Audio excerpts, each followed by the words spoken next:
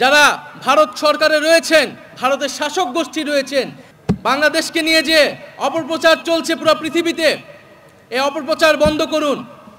মিথ্যা দিয়ে আপনারা এই বাংলাদেশকে বিশ্বের বুকে কোনো নেতিবাচকভাবে উপস্থাপন করতে পারবেন না। বিগত আওয়ামী লীগের সময়ে সংখ্যালঘু সম্প্রদায়ের উপরে বারবার হামলা হয়েছে, কোনো ধরনের বিচার হয় নাই, এবং আওয়ামী লীগের লোকেরা এই ধরনের হামলা এবং সম্পদ দখলদারিত্বের সাথে জড়িত, কিন্তু ভারত কোনো কথা বলে নাই।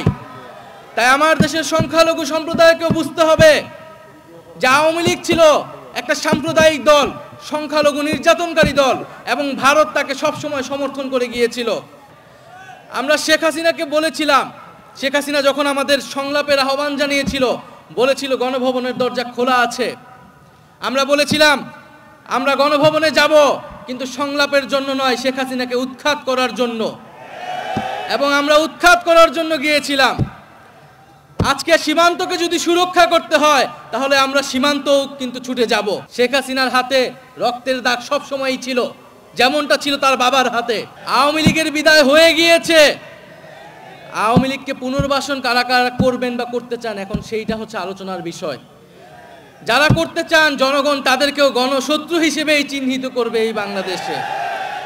উপস্থিত রয়েছেন বিগত 16 বছরে নির্যাতিত পরিবারসমূহ, গুম হওয়া পরিবারসমূহ, এবং এই জুলাই আন্দোলনে যারা শহীদ হয়েছেন, যারা আহত হয়েছেন, তারা এবং তাদের পরিবাররা আজকে এখানে উপস্থিত ছিলেন। আজকে এখানে উপস্থিত আছেন বিভিন্ন রাজনৈতিক দলের সিনিয়র এবং তরুণ নেতৃবৃন্দ, এবং এই ধরনের একটি আয়োজন করার জন্য আমি মায়ের ডাক সংগঠনটিকে আন্তরিকভাবে ধন্যবাদ এবং কৃতজ্ঞতা জানাচ্ছি। এবং এই যে মায়ের ডাক, অধিকার, এই সংগঠনগুলা আমাদের সাথে সবসময় ছিল। আমরা যখন কথা বলতে পারতাম না, তখন তারাই কিন্তু আমাদের কথাগুলো বলতেন। সকলের আলোচনা করলেন, বক্তব্য দিলেন, এবং আমরা দেখতে পাচ্ছি যে সকলের কথার মধ্যে কিন্তু আমাদের সেই যে মিল আমরা দেখতে পেলাম। কারণ আমরা সকলেই বিগত 16টা বছর ধরে, 15টা বছর ধরে আমরা নিপীড়িত হয়েছি, নির্যাতিত হয়েছি। ফলে মজলুমের কোনো দল হয় না। আজকে সকল মজলুম আমরা এক পাটাতনে দাঁড়িয়েছি, এবং আমরা মনে করি এই যে আমরা যারা নিপীড়িত হয়েছি, এই নিপীড়িত পরিবার, নিপীড়িত মানুষগুলো, আমাদেরকে সবসময় ঐক্যবদ্ধ থাকতে হবে।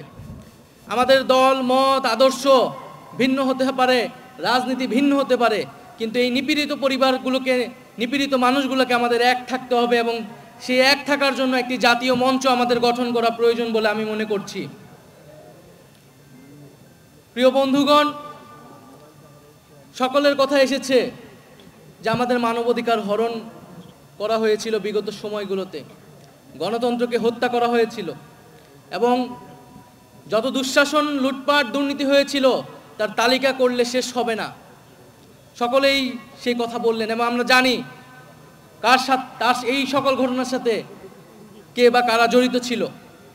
সেই শেখ হাসিনা এবং আওয়ামী লীগ এবং তাদের যে মুজিববাদী রাজনীতি এবং আদর্শ, যেটা একটা ফ্যাসিস্ট রাজনীতি, সেই রাজনীতির উপর ভিত্তি করেই কিন্তু তারা মানবাধিকার হরণ করেছিল। তারা মানবাধিকার হরণকারী দল, মানবতা বিরোধী দল, এবং পুরো বিশ্বে আমাদেরকে এটি বারবার বলতে হবে, এবং শুধু বাংলাদেশে নয়, পুরো বিশ্বকে এটা বলতে হবে যে আওয়ামী লীগ একটি মানবতা বিরোধী দল, এবং এই অপরাধের শাস্তি, সর্বোচ্চ শাস্তি হতে হবে। প্রিয় বন্ধুগণ, আমরা বলেছি যে এই যে যারা গণহত্যা করেছে, এবং এই গণহত্যা শুধু এই জুলাই আন্দোলনে নয়, ক্ষমতা শুরু থেকেই এই মানবাধিকার হরণ এবং গণহত্যার সাথে তারা জড়িত। শেখ হাসিনার হাতে রক্তের দাগ সব সময়ই ছিল, যেমনটা ছিল তার বাবার হাতে। আমরা দেখেছি পিলখানা হত্যাকাণ্ড হয়েছে, আমরা দেখেছি শাপলায় কি নির্মমভাবে হত্যাকাণ্ড এবং গণহত্যা সংঘটিত হয়েছিল, এবং এই সর্বশেষ এই জুলাই মাসে ছাত্র জনতার উপরে গণহত্যা সংঘটিত হয়েছিল। এবং আমরা দেখেছি যে শেখ মুজিব যখন ক্ষমতায় ছিলেন, সে একইভাবে বাকশাল কায়েম করে মানবাধিকার এবং গণতন্ত্রকে হরণ করে এবং হত্যা করেছিল। ফলে একটি দল ইতিহাসে যখন দুইবার সুযোগ পেল এবং সুযোগ পাওয়ার সাথে সাথেই তারা বারবার মানবাধিকার হরণ করেছে, গণহত্যা হরণ করেছে, তার রাজনীতি করার বিষয়ে আর কোনো ধরনের দ্বিধা আমাদের কেন থাকবে? আওয়ামী লীগের বিদায় হয়ে গিয়েছে। আওয়ামী লীগকে পুনর্বাসন কারা কারা করবেন বা করতে চান, এখন সেইটা হচ্ছে আলোচনার বিষয়। যারা করতে চান জনগণ তাদেরকেও গণশত্রু হিসেবেই চিহ্নিত করবে এই বাংলাদেশে। ফলে সকলের কাছে আহ্বান থাকবে যে আওয়ামী লীগের বিদায় হয়ে গিয়েছে, এখন প্রশ্ন বিচারের মধ্য দিয়ে আমরা সমাজে ন্যায় বিচার কায়েম করব। যারা নিপীড়িত হয়েছে তাদের কাছে আমরা ন্যায় বিচার, আমাদের যে প্রতিশ্রুতি ছিল সেই প্রতিশ্রুতি আমরা পালন করব। ফলে আমরা যারা নিপীড়িত হয়েছি সকলের একটাই ঐক্যের জায়গা এখন যে বিচার। আমরা এই যে ফ্যাসিস্ট রাজনীতি হয়েছে, গণহত্যা হয়েছে, তার বিচারের জন্য আমরা কাজ করব। এবং আজকে এখানে যেহেতু বিভিন্ন রাজনৈতিক দলের নেতৃবৃন্দরা রয়েছেন, খুবই দুঃখের সাথে বলতে হচ্ছে এবং আপনাদের প্রতি আহ্বান থাকবে যে বিভিন্ন জায়গায় এই যে শহীদ পরিবারের করা মামলাগুলো, সেই মামলাগুলো নিয়ে মামলা বাণিজ্য হচ্ছে এবং এটি আমাদের খুবই দুঃখের বিষয়। আমাদের এই শহীদ পরিবারগুলো কিন্তু আমাদের আবেগের জায়গা এবং সেই মামলাগুলোকে নিয়ে যারা মামলা বাণিজ্য করছেন, আপনাদের প্রতি আহ্বান থাকবে আপনারা দলে কঠোর হবেন। কোনো দলের কর্মী যাতে এই ধরনের অপকর্মের সাথে জড়িত হতে না পারে। যারা মামলা বাণিজ্য করছে, যারা চাঁদাবাজি করছে, যারা আওয়ামী লীগকে পুনর্বাসনের চেষ্টা করছে, তাদের বিরুদ্ধেও কিন্তু ছাত্র জনতা ঐক্যবদ্ধ আছে। ফলে প্রিয় বন্ধুগণ, আজকে বাংলাদেশ একটি নতুন ইতিহাসের পাটাতনে দাঁড়িয়েছে। আমরা আজকে এই আন্তর্জাতিক মানবাধিকার দিবসে স্মরণ করছি আমাদের সকল শহীদদের, আমাদের সীমান্তে যে শহীদ হয়েছে এত বছর ধরে আমাদের ভাই ও বোনেরা, সেই শহীদদের আমরা স্মরণ করছি। এবং আমরা ভারতকে বলেছি যে এটা আওয়ামী লীগের বাংলাদেশ নয়, এটা শেখ হাসিনার বাংলাদেশ নয়। বাংলাদেশ আত্মমর্যাদা নিয়ে দাঁড়িয়েছে, রক্তের উপর দিয়ে দাঁড়িয়েছে।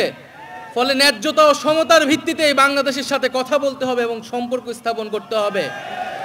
ফলে আপনারা এখনো যারা ভারত সরকারে রয়েছেন, ভারতের শাসক গোষ্ঠী রয়েছেন, এই যে সীমান্তে হত্যা হচ্ছে, আপনারা যদি মনে করে থাকেন এই সীমান্তে হত্যা করে বাংলাদেশকে প্রেসার ক্রিয়েট করবেন, তাহলে আপনারা ভুল ভাবছেন।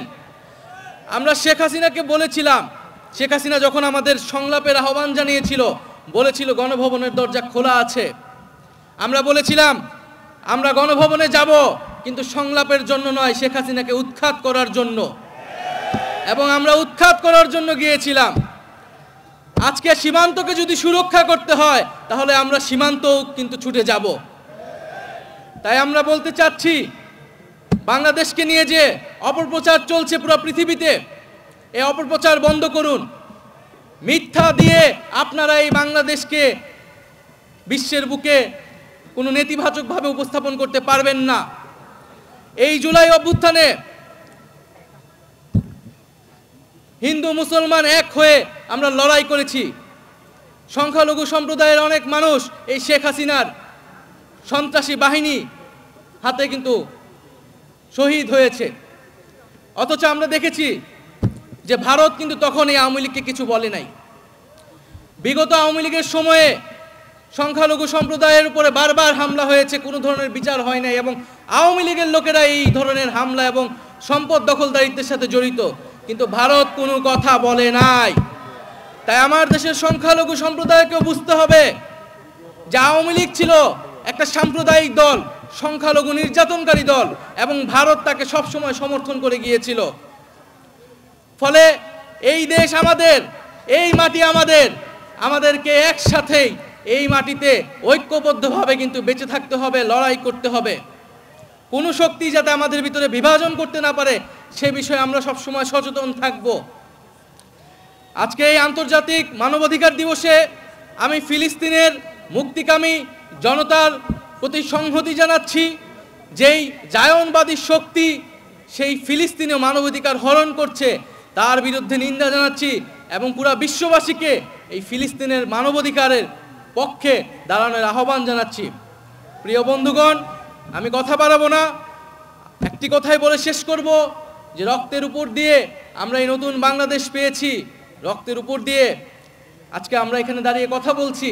ফলে এই যে রক্তের যে আমরা প্রতিশ্রুতি, যে সেই বিচার অবশ্যই আমরা করব, এবং সেটার জন্য আমাদের যে জাতীয় ঐক্য, জাতীয় সংহতি, সেটি সবসময় আমাদেরকে রক্ষা করতে হবে। এবং আজকে আমি এখানে এসেছি, সকল নিপীড়িতর সব সুর আজকে এক ঐক্যতানে পরিণত হয়েছে। সবাই কথা বলেছেন, যার যার নিপীড়নের গল্পের কথা বলেছেন, বিচারের কথা বলেছেন। আমি অবশ্যই এই সকল কথা আমাদের সরকারের যিনি প্রধান উপদেষ্টা আছেন তার কাছে পৌঁছে দিব, এবং আমরা নিশ্চিত করব যে আমরা এই সকল নিপীড়ন, সকল গণহত্যা, সকল মানবতাবিরোধী হত্যা, গুম, খুন, সেগুলার বিচার আমরা এই সরকারের থাকা অবস্থায় নিশ্চিত করব। আসসালামু আলাইকুম, ধন্যবাদ।